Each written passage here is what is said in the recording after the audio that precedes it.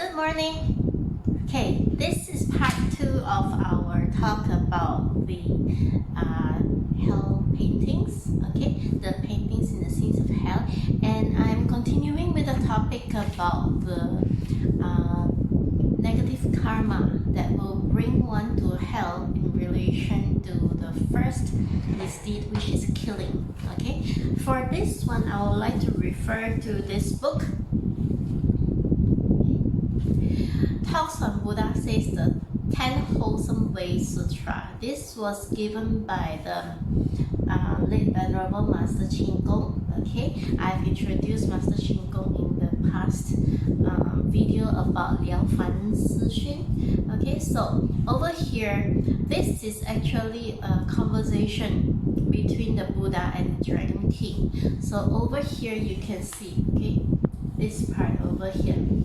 It says, "O Dragon King, if people give up killing, they will accomplish 10 ways of being free from vexation." Okay, so we're talking about what are the benefits of not killing. Okay, not killing includes those like not harming other people, not causing any dangers to other people, not making people feel like, every time there is a fear in their lives, the moment they walk out, they are afraid of being harmed, So what are the 10 benefits? Okay, the first one, they offer fearlessness unanimously to all beings. Sometimes when you encounter some people, they have the aura which you feel. You can't see the aura, but you will feel that when you're with this person, you feel very comfortable. You know that there is no harm capable coming out from this person, and you feel as if, this person, you can just trust this person with your life. You can just, be with this person and know that this person will not harm you in any way at all. So this is how it is. They offer fearlessness. If you are acquainted to animals, like a lot of us, we like dogs, we like cats, and we like a lot of other animals. So sometimes you'll see some people can, when the dogs see them, they will just wag their tails, even if they don't know them. They just want to play with these people. But there are those who, the moment your home pets, your fur babies, they see some people, they will feel like, they just bark, and then they have this really angry or very fierce kind of expression on their faces. But there are those that they will feel like they bark, and then they start to feel playful. They want to interact this person, and they even allow this person to touch them, to pet them, It is the kind of fearlessness. You just feel like this person is so good. Okay, so this is the kind of calm, the kind of peace, the kind of harmony that you offer if you don't kill any beings. Okay, so what is the second one? They always have great compassion towards all beings. A lot of people, they misunderstand about compassion. They see me, they know that I'm a Buddhist, and very often some of them, they will have some really snide remarks about me. "Angelina, you're so cruel in your words, how can you claim that you're a Buddhist? Angelina, you're not a vegetarian full-time, how can you claim yourself to be a Buddhist?" Compassion comes in many ways. Okay, the ultimate way of measuring compassion is not by my outlook, it's not by my outward.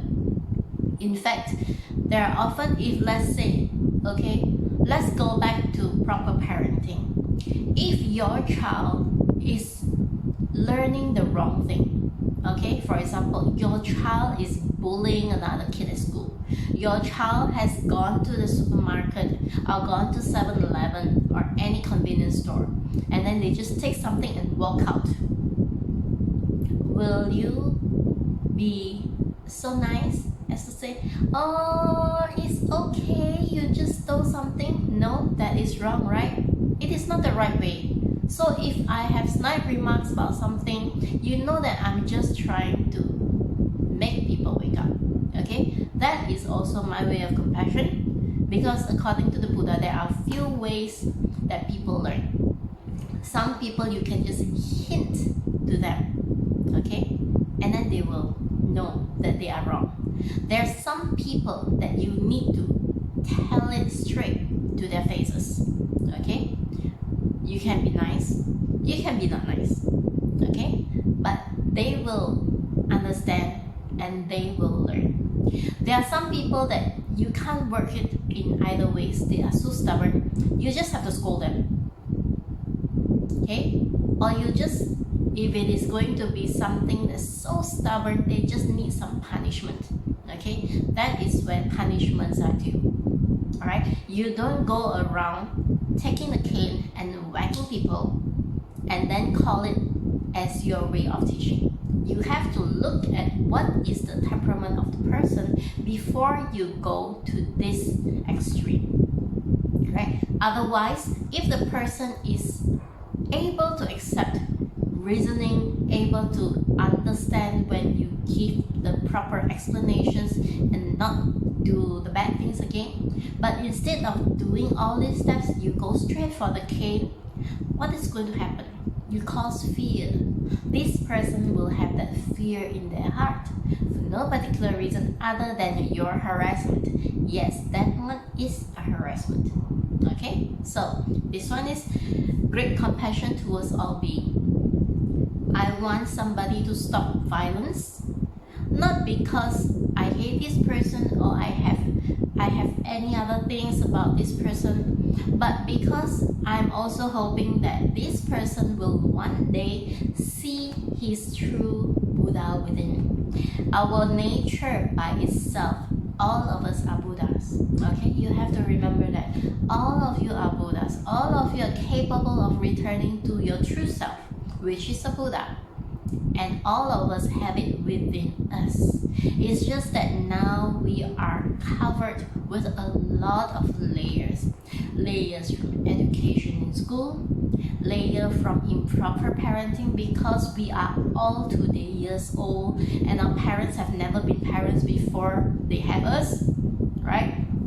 They have never learned how to do parenting. They cannot just rely on what's on television because even the television folks can get it wrong, right?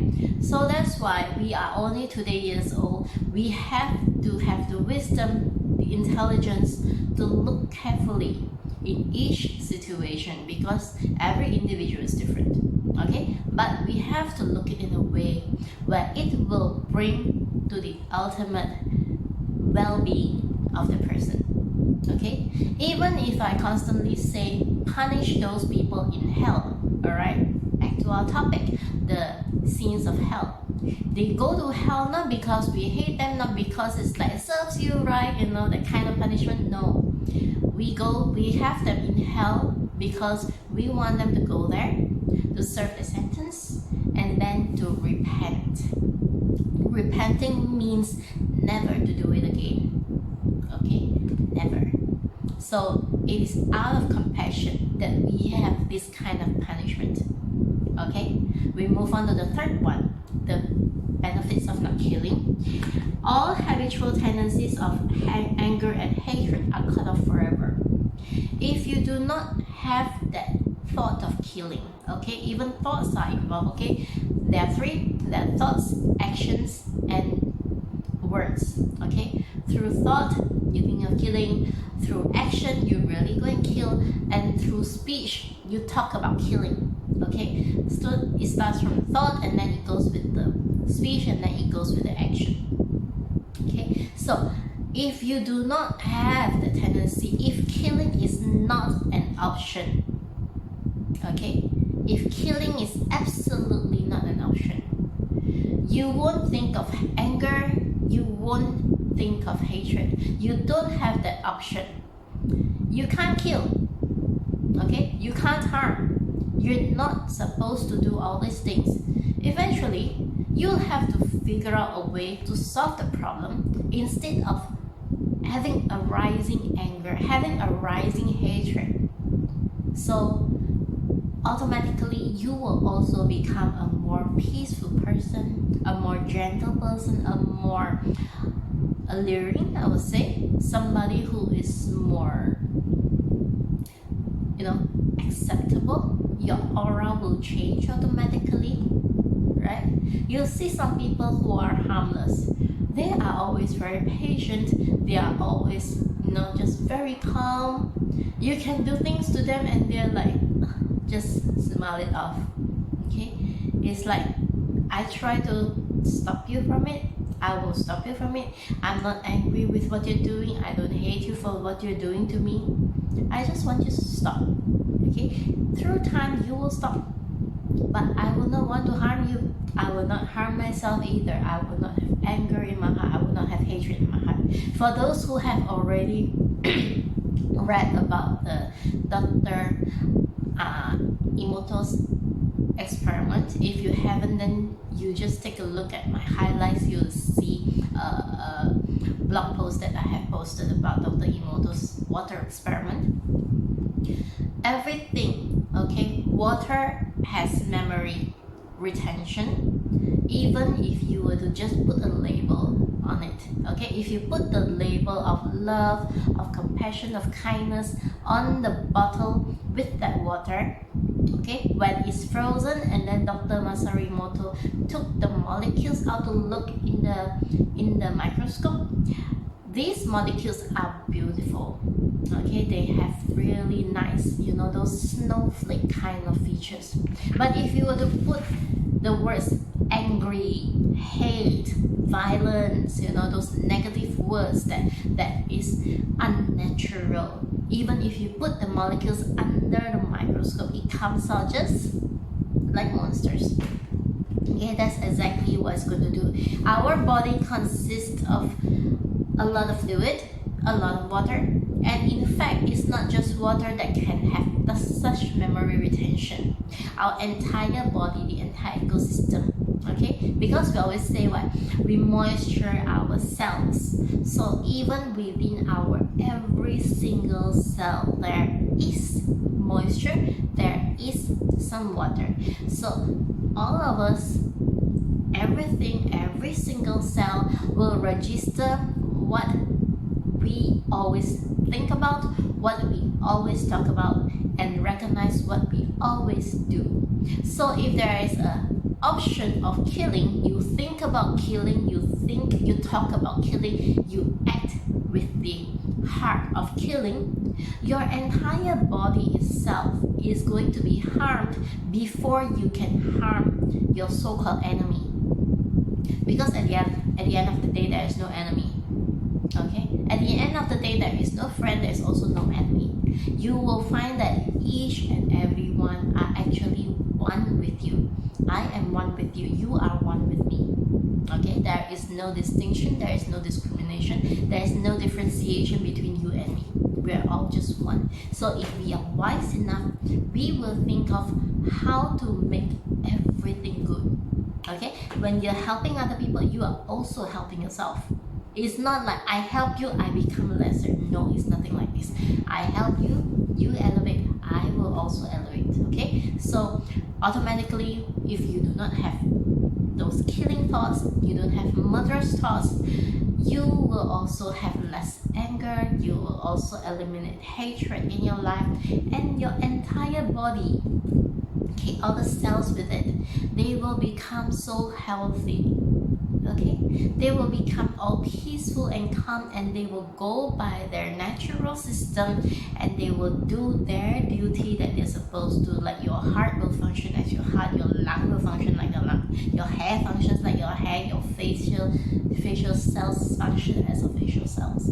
Okay, so habitual tendencies of anger and hatred will eventually be gone. You will feel so peaceful. Okay, that is the most important thing. All we want is actually about peacefulness, and that brings us to the fourth point. Okay, the next one about giving up killing. All these that I'm talking about the water experiment, and also the effects of all this coming to our entire body system. The fourth one, they are always free from illnesses. Okay, you don't see them sick. Even if they do get sick, they heal very quickly. They heal very well, even without having to go to the doctor. They heal naturally. There is no repercussions. There is no worry about these illnesses developing into something worse. Okay, we will have illnesses, and these illnesses are actually part and parcel of our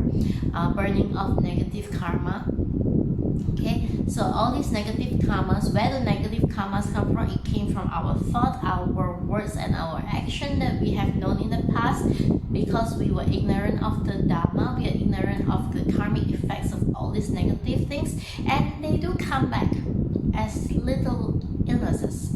Okay, if it is this much, if it is this much in the equation, if your good, your thoughts of compassion, your thoughts of kindness is more than this illness, probably this negative karma that's causing of this illness will be overwhelmed by all this goodness, the compassion, the kindness, the loving thoughts that you have. It may overwhelm, and your illness might not even happen. That's how karma works. Okay, and if it is not so much compared to what caused that illness, you will feel a little bit of illness, you will have a little bit of illness, and then after that it will recover very soon, because you don't add on. Okay, you don't add on to make the accumulation of the karmic effects for the illness. You just bring in the good things to overwhelm all these illnesses. Okay, then the fifth one, their lives are long. Okay, lives are long. This one is naturally, you don't have illness, your lives are long. You don't kill other people. Okay, you get to stay your exact true lifespan. We don't kill others. Okay, it's not just about people, we're talking about all beings, including those animals and things like this. Okay, so the lives are long in the sense that there is nothing for you to offset. Okay, there are people whose life was supposed to be so long, but there are people whose life destined to be short. What happened to these people? For example, those that actually face situations like accidents, those who die before their prime, those who die before their time. It is, well, you can say accidents as in accidents, but accidents in terms of karmic equation is not really an accident. Nothing happens by accident when it comes to karma. Okay, it's just that in a previous life, this person has terminated the life of another being, and so in this life, his life is also terminated early, just to pay back for what he has done in the past.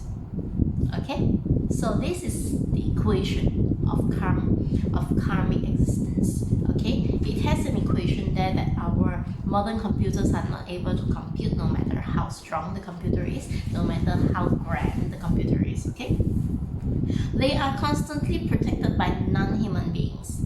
A lot of times we will tell you, like for example, like me, I'll always say I'm very blessed. I have a lot of guardians taking care of me. Okay, what are these guardians? These guardians are the non-human beings that I'm talking about. Okay, and these non-human beings, they can come in a spiritual manner. Okay, things that you cannot see, or they can manifest itself. Okay, either as another human being, or either as animal or anything like this that comes to your protection, that comes to your rescue when you have the need to.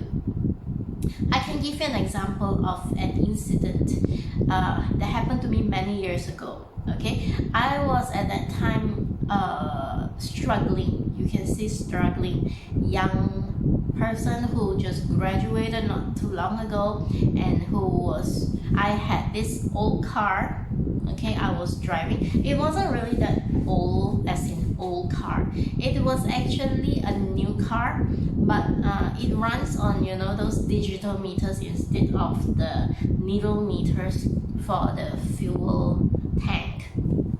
So what happened was, probably the technology that time wasn't really that accurate.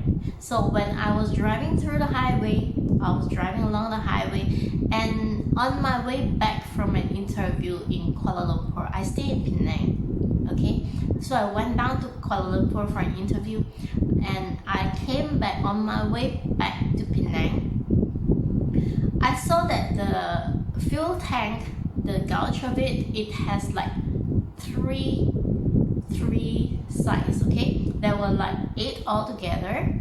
Okay, the 8 bars altogether, but I see 3 stripes. Okay, so 3 bars. 3 bars should last me at least half the journey, and I can stop by at the rest area and to get petrol pumped.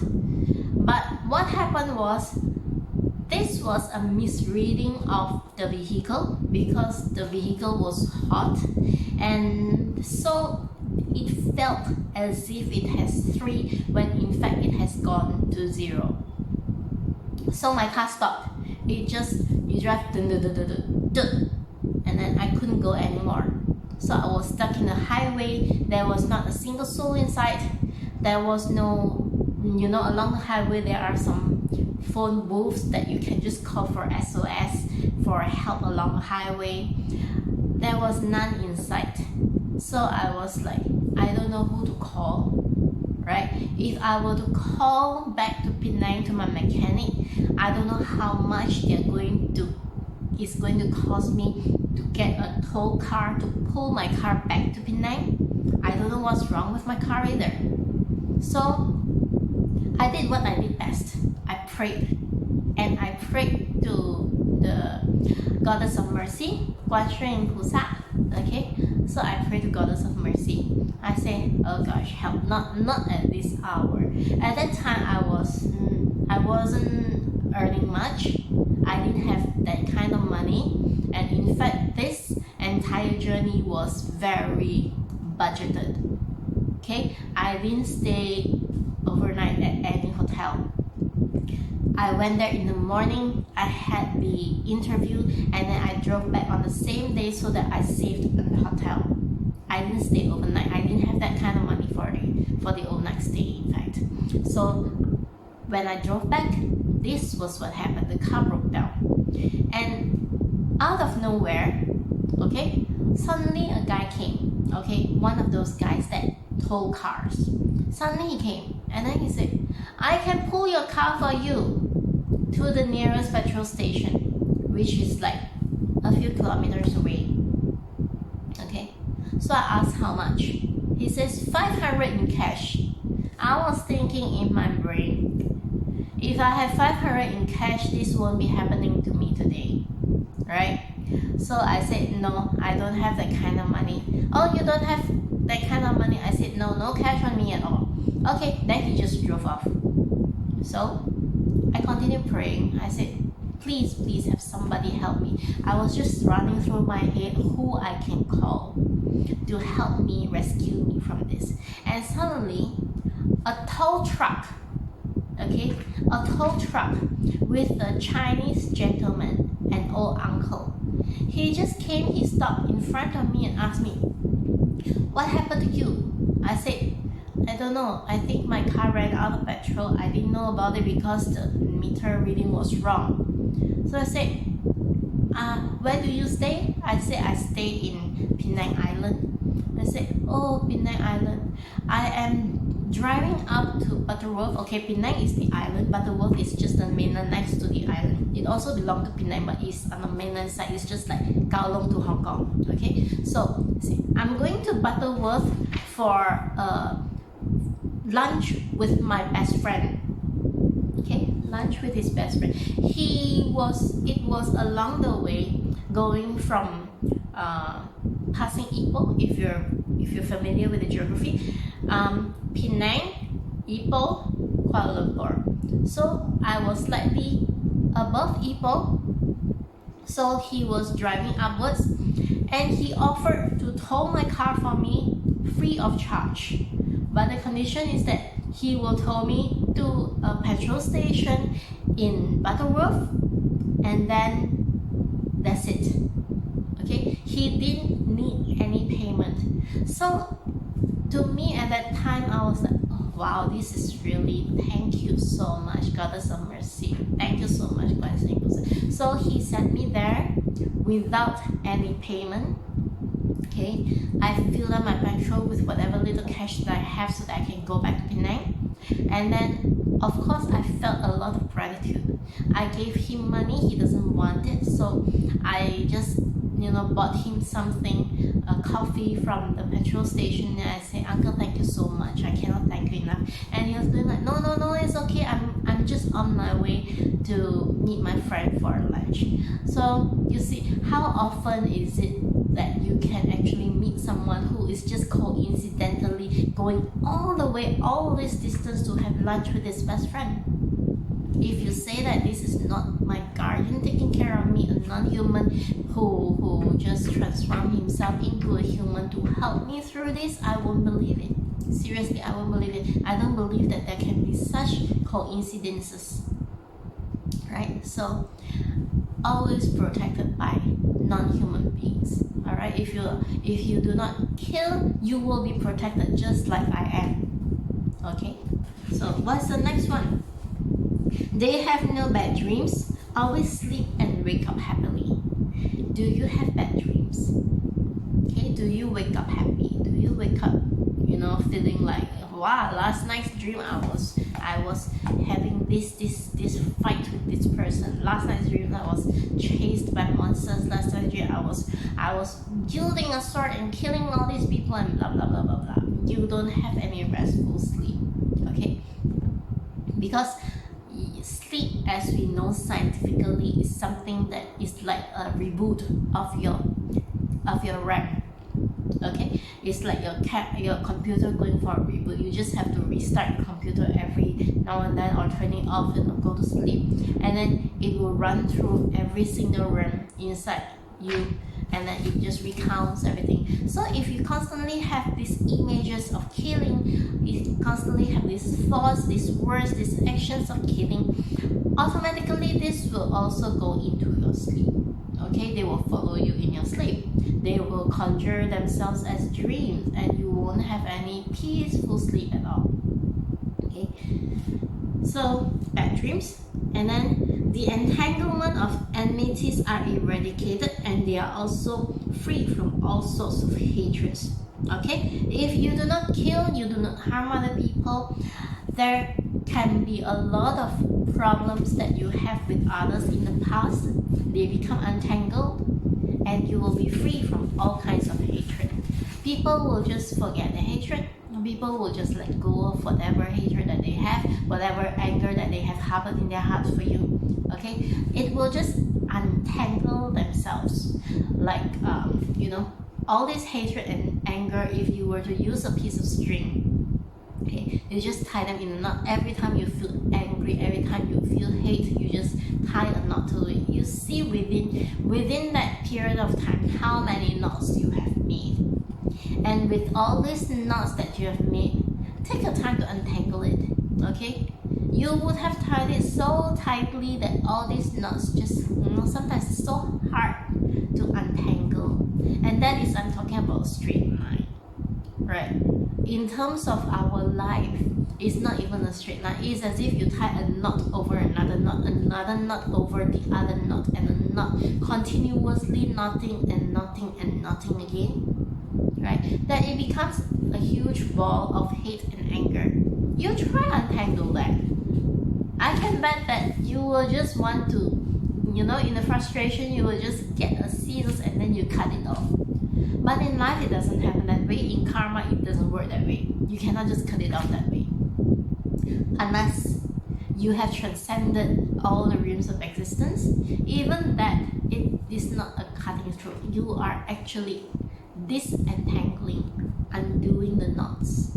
Okay, so if you do not kill, you do not have all these tendencies of hurting others, these knots get entangled by itself. It loosens up. You know how it feels whenever you have anger, whenever you have hatred, right? You feel all your muscles all tied up. It's just like you have tightened the knots. And then when you release them, okay, you're all calm and relaxed. The knots get loose. The knots untangle themselves. Okay, that's how it works. Number 9, they are free from the fear of being born into the 3 bad realms. What are the 3 bad realms? Recapping our first lesson of animal animals, hungry ghosts, and hell. Okay? If you do not kill, you do not harm other people, you do not have that kind of karma to be reborn into any of these lower realms. Okay? The opposite is true. If you want to be reborn as an animal, animal usually have shorter lifespan. Okay? If you do not have the tendency to harm other people, you do not have that kind of anger and that kind of attachment, you don't become a hungry ghost, you don't go into hell. There is no karma to bring you into hell. Okay, you just didn't plant that seed, you didn't build that foundation, so there's no way that you will be able to reach there. And then the 10th one, that is the most important one. When they come to the end of their lifespan, they will be born in the celestial realm. Okay? Celestial realm over here in Buddhism means the upper realms of existence, the heavenly realms. So in case that you are from a different religion, of course we're talking about heaven here, opposed to hell if you were to kill. So if you don't kill, you go to heaven. Okay, so these are the 10 benefits. All right, if one does not kill. So if you were to think of it in the opposite way, that is the vice versa truth of it. You kill, you go to hell. You kill, you'll be met with shorter life. You kill, you will be met with that kind of harm. You kill, you don't get protection. You always be faced with a lot of calamities, a lot of people coming to harm you, and you have no protection. You have no help from the divine. Okay, so in addition to that, okay, by your not killing, not harming other people, if you dedicate your merit and virtues to the unsurpassed supreme perfect enlightenment, which is meaning to become enlightened, to become a Buddha, and later become Buddhas, they will live an infinite lifespan for as long as they so wish. Okay, why is it that they will live an infinite lifespan as long as they wish? What is this as long as they wish? Okay, the reasoning of Buddhas is that if there is somebody who has the desire to become a Buddha, he will then be met with a lot of guardians, the Buddhas, the Bodhisattvas, who will then create a path to help this person to become a Buddha. Okay, there may be obstacles, and all these obstacles, as they say, are actually things that are to test your patience, to test your everything, your endurance and all, and at the same time to burn off the bad karma you have, so that you become receptive to the lessons of how to become a Buddha. Okay, otherwise when you have all this bad karma in you, even if they come teach you some things, you are not able to receive it. It's like your antenna is full of radiation all over, so when people are trying to send you the radio message, you cannot go through. So you have to clear off the layers of clouds, clear off everything. Your satellite is clear, your antenna is clear, so when the satellite shines its beam on you, you are able to receive it. Okay, and then when you are able to receive it, you, with your good karma, you'll be able to understand and you'll be able to be receptive to the teachings. You will then start to practice, and that is how eventually you become a Buddha. Okay, so this is the 10 benefits of not killing. Okay, as opposed to the hideous act of killing that will bring us to hell. Okay, so this is the end of part 2 of this series. So in the next series, I'll continue to talk. Okay, in part 3, I'll continue to share with you further about the paintings of hell. Until then, bye bye.